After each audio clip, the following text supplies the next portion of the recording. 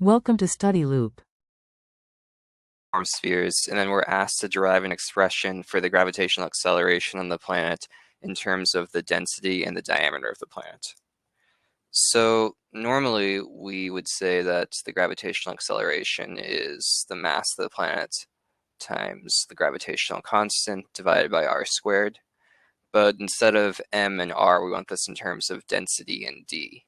So let's think then about density. So this is part A still. So density is just the mass over the volume of something. So let's solve this for mass and then plug it in over here.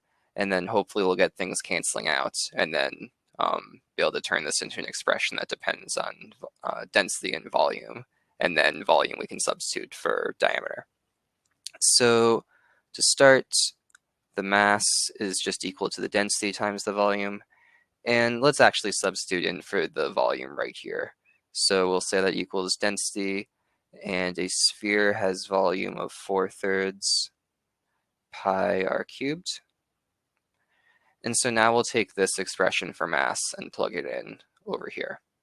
So we say gravitational acceleration should equal density times 4/3 pi r cubed times g, and that's over r squared.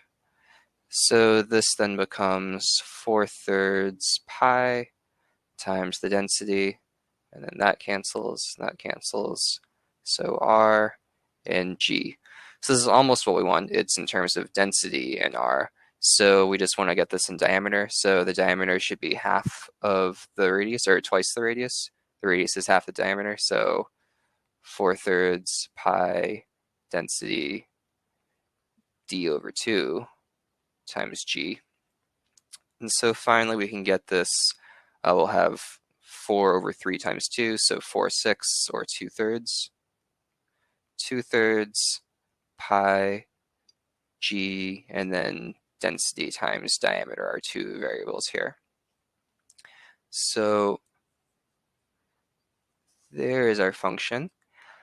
And then they give us this big table of the diameter and the gravitational acceleration for all of these planets. And so they want us to graph that.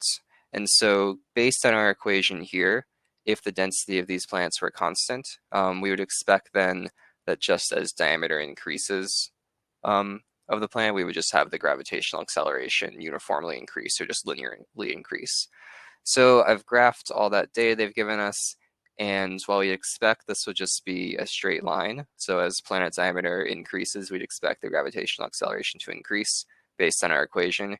We find that it is nothing really like that. It's maybe like a vague upward trend, but it's not linear, and it's hard to say that that equation accurately models it. So that tells us that probably something else is going on.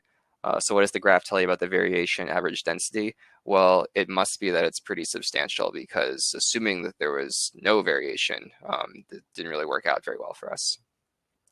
So then we're asked to calculate the average density for each planet. So to do that, we have our equation for gravitational acceleration. So all we're doing is just going to solve this for density. And then we'll have density in terms of this gravitational acceleration in diameter. And so then using that table, we'll be able to calculate it. So we just say this density then looks like it should be 3 over 2, and that'll be pi in the denominator and g and d, and then we have little g up top.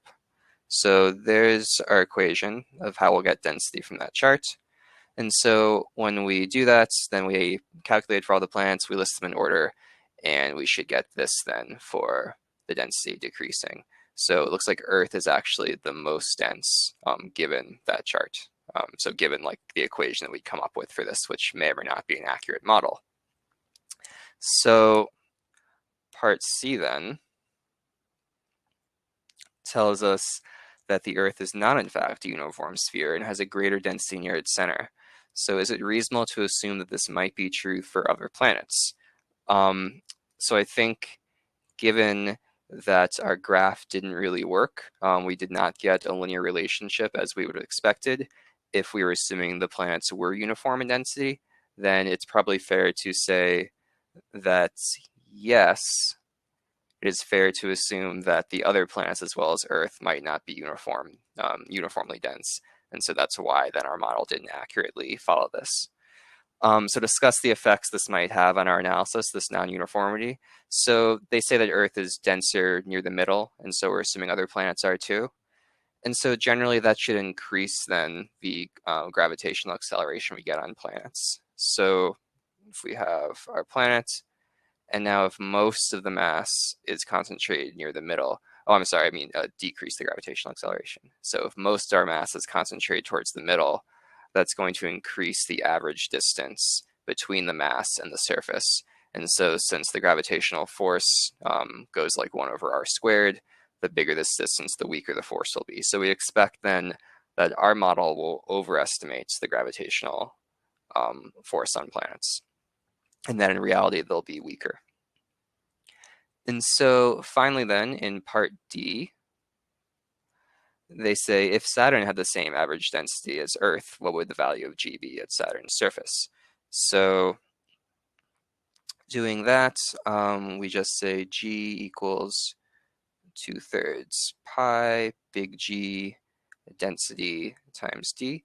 So this is just the equation we derived, and so then we're just plugging in the density for Earth here. And so when we do that, we would get a density of 93 meters per second squared, which is pretty big, like 10 times that of Earth. And that is very far off from what the actual value is. So the chart tells us that the actual density or the actual gravitational acceleration should be about 9.0 meters per second squared.